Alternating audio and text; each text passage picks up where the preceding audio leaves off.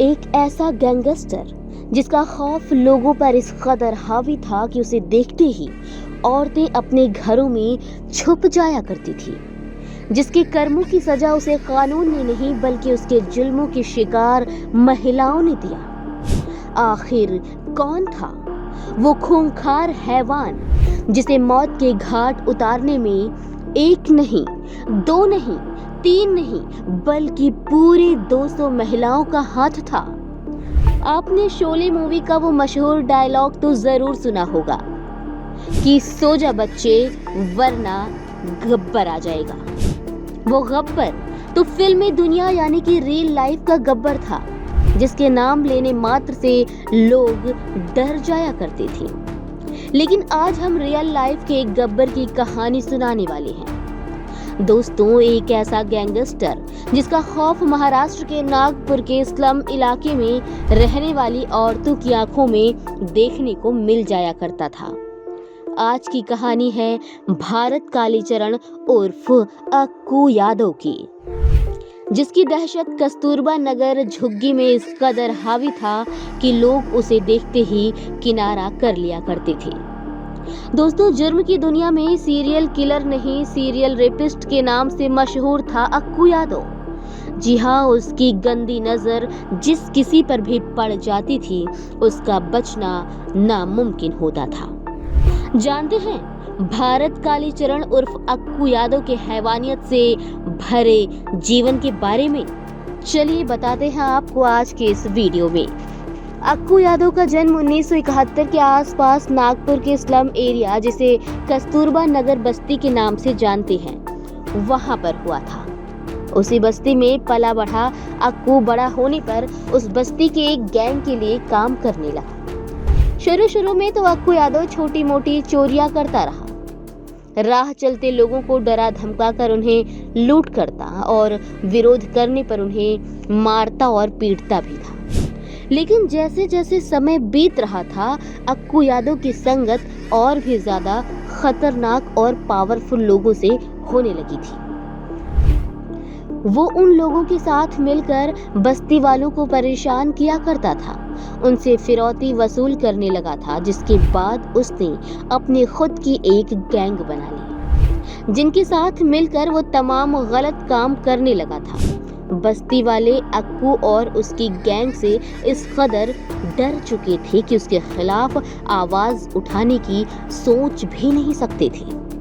यदि कोई ऐसा करने की सोचता भी तो अक्कू उसकी ऐसी हालत करता कि शिकायत करना तो दूर, वो इस बारे में सोचना ही छोड़ देता। क्योंकि दोस्तों, जान और परिवार से बढ़कर किसी के लिए कुछ भी इम्पोर्टेंट नहीं होता है। ये सब अभी चल ही रहा था कि अक्कू ने मात्र 21 साल की उम्र में पहली ऐसी घटना को अंजाम दिया जो उसने पहले कभी नहीं की थी। 1991 यानी कि 1991 में जब अक्कू यादव अपनी पूरी गैंग के साथ एक कंस्ट्रक्शन साइट पर पहुंचा ताकि वो वहां के बिल्डर से फिरौती वसूल सके। दुर्भाग्य से पूरी साइट पर बस इक्का दुक्का मौजूद मजदूर ही थे, साथ ही वहां एक कपल भी था। अक्कू ने पहले तो उन दोनों को थोड़ा बहुत परेशान किया। जब वे दोनों इसका विरोध करने लगे तो उसने उस लड़के को मार दिया और साथ में उस लड़की के साथ अक्कू यादव और उसकी पूरी गैंग ने मिलकर रेप कर दिया। लड़की किसी भी तरह उन दरिंदों के चंगुल से बच निकली और सीधे पुलिस स्टेशन पहुंची, जिसके बाद अक्कू को गैंग रेप के लिए गिरफ्तार कर लिया गया और यहीं से अक्कू के हैवान बनने की कहानी शुरू हो गई।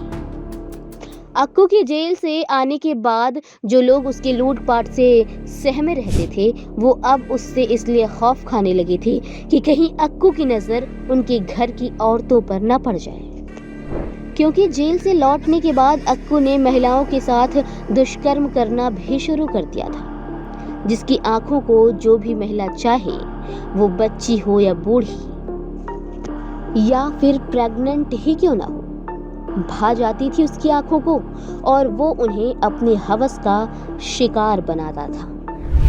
कई बार तो उसके किए गए दुष्कर्म इस कदर दर्दनाक हुआ करते थे कि सुनने वालों की रूह तक कांप जाती थी।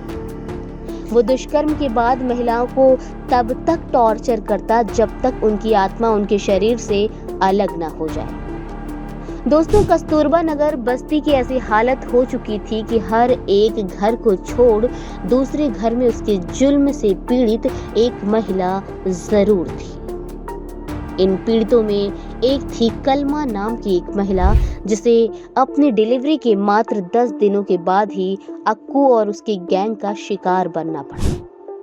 अक्कू ने अपनी पूरी गैंग के साथ मिलकर उसका रेप किया, जिसके बाद कलमा ने खुद को आग लगाकर मार डाला। ऐसे कितने ही किस्सों से भरा हुआ था अक्कू यादव का जीवन। ऐसा नहीं था कि कोई उसके खिलाफ आवाज उठाने की हिम्मत नहीं करता था, लेकिन बात कुछ ऐसी थी कि कस्तूरबा नगर बस्ती की पुलिस अक्कू यादव के हाथों बिक चुकी थी। जो कोई भी अक्कू यादव और उसकी गैंग के खिलाफ कंप्लेन करने पुलिस के पास जाता, अक्कू उसे जान से मार देता था, क्योंकि वहां के पुलिस वाले इसकी सूचना अक्कू तक पहुंचा देते थे। जैसे ही कोई विक्टिम कंप्लेन दर्ज कराने पुलिस के पास जाता, इसलिए खबर अक्कू को हो जाती थी, जिसके बाद अक्कू यादव और उसकी गैंग्स का तांडव शुरू हो जाता है। इसलिए सारी बस्ती वाले अक्कू की जुल्मों सितम को चुपचाप सहने को मजबूर हो गए थे। अक्कू यादव को लोगों के एक साथ जुटने से भी खासी परेशानी होती थी। उसे लगता था यदि लोग एक साथ खड़े रहेंगे, बातें करेंगे, तो उसके खिलाफ कुछ न कुछ षड्यंत्र जरूर करेंगे। इसलिए वो एक जगह लोगों को इकट्ठा नहीं होने देता था। यहाँ तक कि पुरुष और महिलाओं को भी एक जगह पर इकट्ठा होने से मना किया करता था, और उसके डर की वजह से लोग उसकी बात मान भी जाया करते थे। वो काफी शक्की फितरत का था। समय का पहिया यूं ही घूम रहा था कि एक दिन बस्ती में से एक आदमी ने अक्कू यादव के खिलाफ जाने की हिम्मत दिखाई और पुलिस के पास पहुंच गया। लेकिन उसे इस बात का तनिक भी अंदाजा नहीं था कि पुलिस वाले अक्कू यादव से मिले हुए हैं। पुलिस वालों ने उस आदमी को समझा बुझाकर उसके घर वापस भेज दिया और ये खबर अक्कू यादव तक पहुंचा दी। उसके बाद अक्कू यादव ने जो किया उसे सुनकर आपकी रूह तक कांप जाएगी। अक्कू यादव ने उस आदमी के घर में घुसकर उसे चाकुओं से घायल कर दिया और उसकी पत्नी के साथ दुष्कर्म भी किया। इतना सब करने के बाद भी जब उसका मन शांत नहीं हुआ, तो उसने उसकी पत्नी के दोनों स्तनों को चाकू से काट डाला। उसके बाद उसने उसे सबके सामने तड़पाया और अंत में उसे चाकू से गोद कर मार डाला। ये दृश्य देखने के बाद कस्तूरबा नगर बस्ती वालों के मन में अक्कू यादव के खिलाफ जाने की रही सही ताकत भी टूट गई। अब तो आलम ये था कि कस्तूरबा नगर बस्ती के लोगों ने अपने बच्चियों को स्कूल भेजना तक बंद कर दिया और उन्हें छुपाकर घरों में रखने लगे कि कहीं अक्कू यादव की बुरी नजर उन पर न पड़ जाए। वहीं कुछ लोगों ने तो अपने बच्चों को बाहर पढ़ने या फिर अपने रिश्तेदारों के घर रहने के लिए भेज दिया। लेकिन आखिर ये सब कब तक चलने वाला था? वो कहते हैं ना कि किसी के किए गुनाहों का घड़ा जब भर जाता है तब ऊपर वाला इंसाफ जरूर करता है। और यही हुआ दरिंदे अक्कू यादव के साथ। उसके किए गए पापों का घड़ा भी भर चुका था और अब बस इंतजार था तो बस ऊपर वाले के इंसाफ का। इंसाफ के लिए ऊपर वाले की तरफ से भेजा हुआ दूत बनकर आई उषा नारायण, जो कि इस बस्ती में रहने वाली एक फैमिली की बेटी थी। लेकिन उसकी फैमिली ने अक्कू यादव के डर से उसे बाहर पढ़ने के लिए भेज दिया था और छुट्टियों में भी उसे यहाँ आने नहीं देते थे। लेकिन इस बार वो जिद करके अपने घर कस्तूरबा नगर बस्ती आई थी। उषा को यहाँ के माहौल के बारे में कोई भी जानकारी नहीं थी, इसलिए जब उसने देखा कि अक्कू यादव और उसकी गैंग उसके पड़ोस के लोगों को परेशान कर रहे हैं, तो उससे ये बर्दाश्त बिल्कुल नहीं हुआ। वो अक्कू के जाते ही अपने पड़ोसियों के घर पहुंची और उनसे अक्कू यादव के खिलाफ कंप्लेन दर्ज कराने को कहा। लेकिन उस घर में ऐसा कोई भी नहीं था जिसमें अक्कू यादव के खिलाफ जाने की ताकत थी। उन्होंने उषा से कहा कि वो इन सब मामलों से दूर रहे, नहीं तो अक्कू यादव उसे नहीं छोड़ेगा। मगर उषा नारायण पढ़ी लिखी जागरूक महिला थी। उन्हें अपने अधिकारों के बारे में अच्छे से पता था। उषा ने अक्कू यादव के खिलाफ जाने का ठान लिया और शिकायत लेकर पुलिस स्टेशन पहुंच गई। वहां पहुंचकर उन्होंने अक्कू यादव और उसकी पूरी गैंग के खिलाफ कंप्लेंट दर्ज कराई और वापस आ गई। लेकिन जैसा कि मैंने बताया था कि वहां की पुलिस अक्कू के हाथों बिक चुकी थी, इसलिए पुलिस ने उषा के बारे में अक्कू यादव को बता दिया, जिसके बाद अक्कू अपनी पूरी पलटन के साथ उषा नारायण के घर पहुंच गया और जोर जोर से दरवाजा बजाने लगा। उसने धमकी देते हुए कहा कि आज अगर उसने अपनी कंप्लेंट वापस नहीं ली तो वो उसका भी वही हाल करेगा जो बस्ती में रहने वाली तमाम औरतों का कर चुका है। लेकिन उषा नारायण उसकी धमकियों से डरने वाली नहीं थी। उन्होंने भरे हुए सिलेंडर को ओपन किया और दरवाजे के पास ले जाकर अक्कू से कहा कि अगर वो तुरंत यहाँ से वापस नहीं गया तो वो इस सिलेंडर पर माचिस जलाकर फेंक देगी। वो तो मरेगी ही, साथ ही उसका और उसकी पूरी पलटन का खेल खत्म हो जाएगा। अक्कू यादव ने जब उषा के तेवर देखे तो डर के मारे चुपचाप वहां से वापस आ गया। कस्तूरबा नगर बस्ती में ये पहली बार हुआ था कि अक्कू यादव किसी से डरा था और यही वो समय था जब अक्कू यादव के आतंक का अंत शुरू हुआ। बस्ती वालों के अंदर उषा नारायण के कदम से एक नई उम्मीद जगी। अब उन्होंने भी अक्कू यादव के खिलाफ अपना मोर्चा संभाल लिया और लठ और डंडे सहित सड़क पर उतर आई। उन्होंने अक्कू यादव और उसके साथियों को दौड़ा दौड़ा कर मारना और पीटना शुरू कर दिया। पूरी बस्ती को एक साथ एकजुट होकर ऐसा करते देख अक्कू यादव और उसकी गैंग ने वहां से भागने में ही अपनी भलाई समझी। इतने सालों से डर में जी रहे कस्तूरबा नगर बस्ती आज चैन की नींद सोई थी।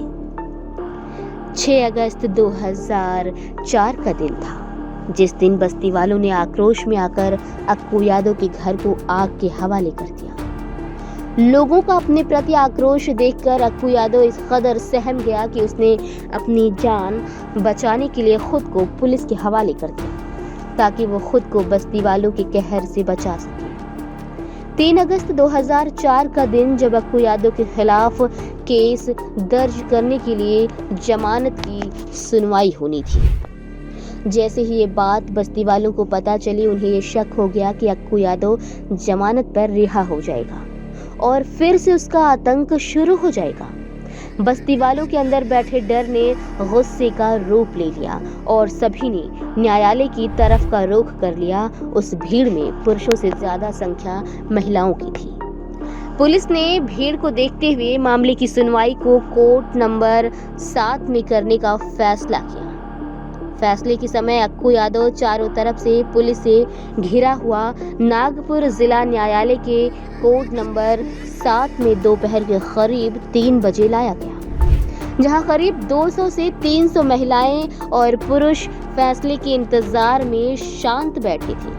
किसी को भी अंदाजा ना था कि ये शांति एक बड़े तूफान के आने से पहले की शांति है। जैसे ही अक्कू यादव की नजर वहां पर बैठी महिलाओं पर पड़ी, वो कुटिलता के साथ मुस्कुराते हुए उन्हें गंदे इशारे करने लगा।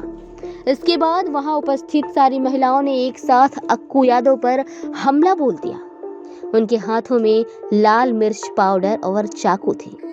पहले तो उन्होंने लाल मिर्च का पाउडर अक्कू यादव के चेहरे पर फेंका और उसके बाद उस पर ताबड़तोड़ चाकुओं से हमला करना शुरू कर दिया।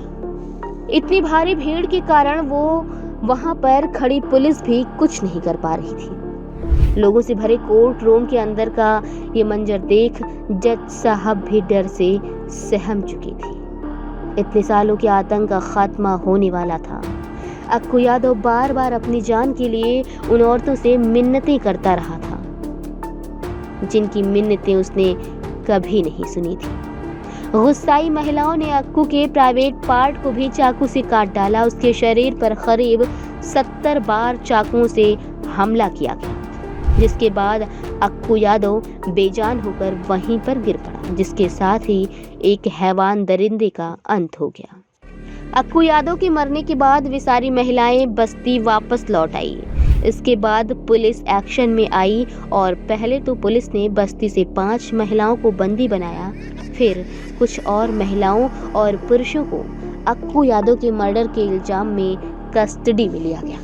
इस गिरफ्तारी के विरोध में लोगों की गुस्साई भीड़ ने अपना मोर्चा संभाला और विरोध में सड़कों पर उतर गई। पुलिस स्टेशन का घेराव करने लगे। उनकी मांग थी कि जब तक नामजद महिलाओं को जमानत नहीं मिलती तब तक वे ऐसे ही अपना आंदोलन जारी रखेंगी।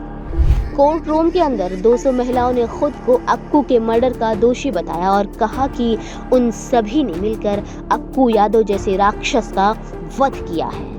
सबूत के अभाव और जनता के आक्रोश के बाद उन महिलाओं समेत अन्य नामजदों को भी बाइज्जत बरी कर दिया गया। आपको क्या लगता है दोस्तों, 13 अगस्त 2004 को कोर्ट रूम में जो कुछ हुआ वो सही था? क्या ये घटना हमारी कानून व्यवस्था पर एक बड़ा सवाल नहीं उठाती? बात तो कड़वी है लेकिन सच है।